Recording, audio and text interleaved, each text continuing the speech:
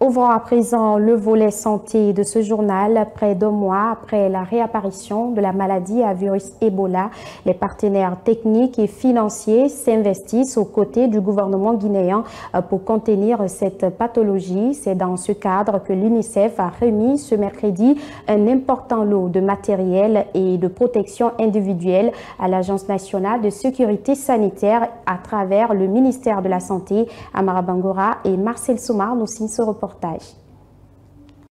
Ce sont des équipements destinés au personnel soignant. Ils sont composés entre autres de plus de 111 000 masques chirurgicaux, 1000 écrans faciaux, 7 900 combinaisons de protection individuelle, 1500 lunettes et des bottes, avec un coût global de plus de 3 milliards de francs guinéens. Cette action de l'UNICEF vient appuyer l'État guinéen dans la riposte contre le virus Ebola. Position des équipements de protection individuelle dans le cadre de l'appui de l'UNICEF à la réponse à l'épidémie de la maladie à virus Ebola.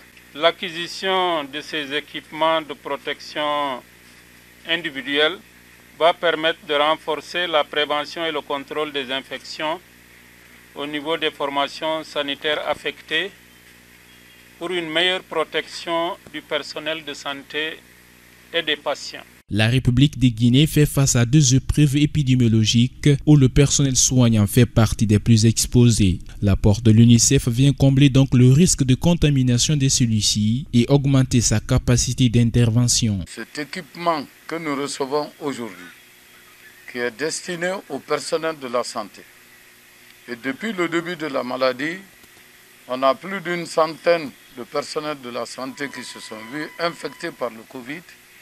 Et quant à Ebola, on a même eu des cas de décès parmi le personnel. Donc c'est dans ce cadre-là que je me sens très honoré de cette contribution de l'UNICEF qui viendra augmenter nos capacités de protection de nos agents. Engagé à accompagner la population guinéenne à accéder aux services et soins de qualité, l'UNICEF exhorte les leaders communautaires, les médias et les ONG à poursuivre des efforts de sensibilisation et pour l'observation des mesures de protection individuelle à l'effet de bouter en touche la COVID-19 et le virus Ebola.